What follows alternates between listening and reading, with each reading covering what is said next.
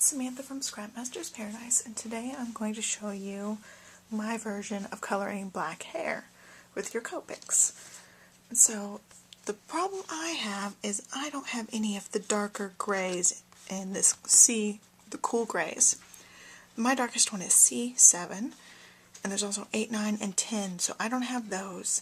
And you really need some of these darker grays to color in black hair. So what I'm going to do is I'm going to use my technique that I showed you in my last video, which is the tip touch, and I'm going to incorporate some of this 100 in with my other darker grays. And we're going to see how it goes. This is the image I actually used to show you guys the touch tip technique.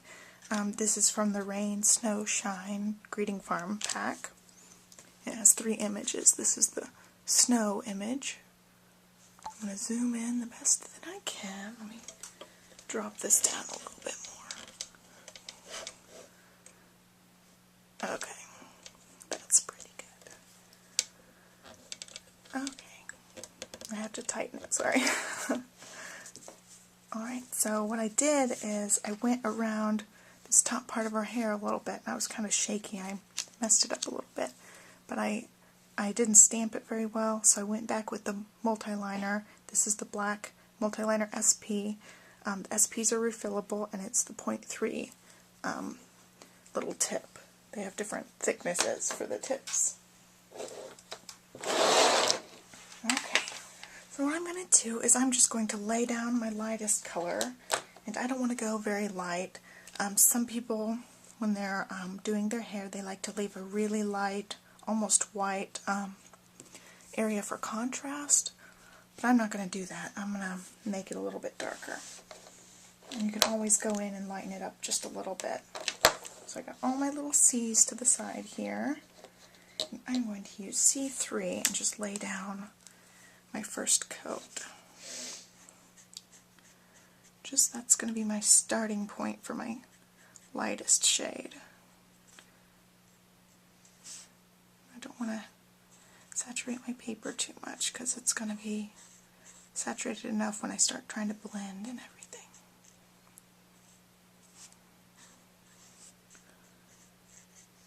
Gotta watch out for these earmuffs.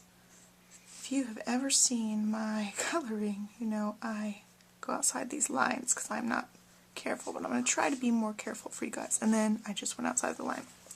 Oh well, I'm just not a very careful colorer. I'm going to go in with C5 and lay down a darker coat. Okay, with mine, what I like to do is I do like to have a little highlight right around this hair bridge part of her head. And so I'm going to bring all my darker colors moving towards that. So the more you get, the closer you get to this area, the lighter the color will become. And it doesn't have to be perfect, you know, you guys can always go back in and add more.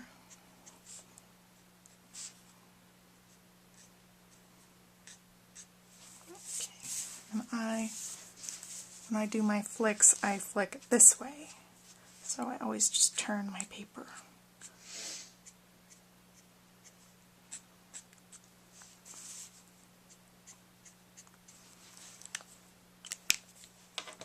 And I'm going to go in with a layer of C6 as well.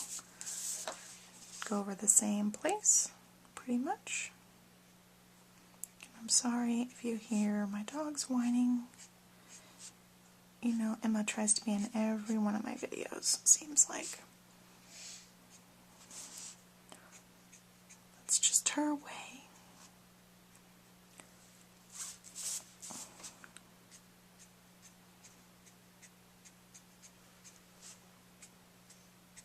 I flick better when I'm going up, but sometimes I do it the other way too.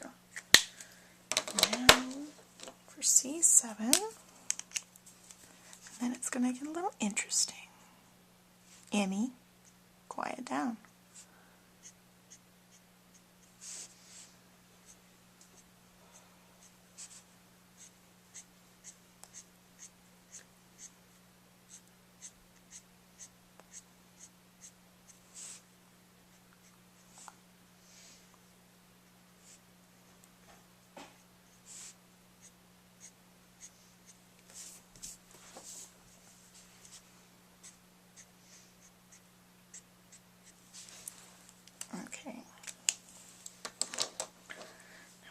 want to do is my tip touch technique. So I'm going to open the broad tip,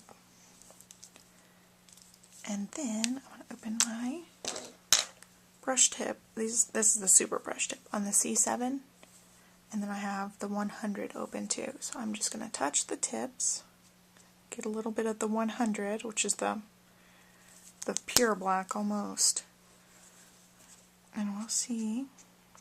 Oh yeah, it makes it really dark. That's what I'm after. Okay.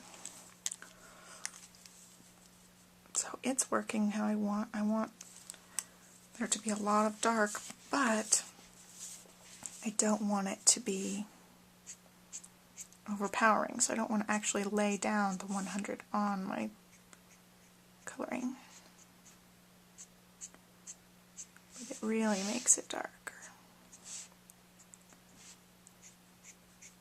I was hoping that's how it would work. Okay, and I'm just going to bring my stuff closer to the edges here. So you want it to be more black than gray. So what I did was I went first and I put down light coats of everything. Now I'm going to go back in and darken things up. I color with lots and lots of layers, so you see me opening the same markers again and again. That way I know I'm not adding too much at one time. So I'm going to go back in with my C6. That's one of my sketches. And I'm going to just blend close to this highlight area and go out of the lines. I always color outside the lines. That's my biggest problem, I think. Okay. I do the same thing everywhere and just blend right at that line. I don't want the line to be too perfect. I want it to look like hair. You know, hair's all sorts of colors. It doesn't have to be nice and smooth. Then I'm going to go in with my C5 and do the same thing.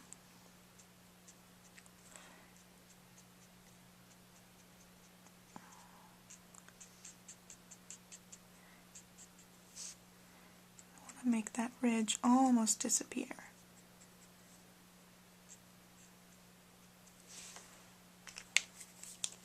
I don't like it to be really high contrast. I like you to see the highlight, but it to not be pure white. Like some people like it pure white.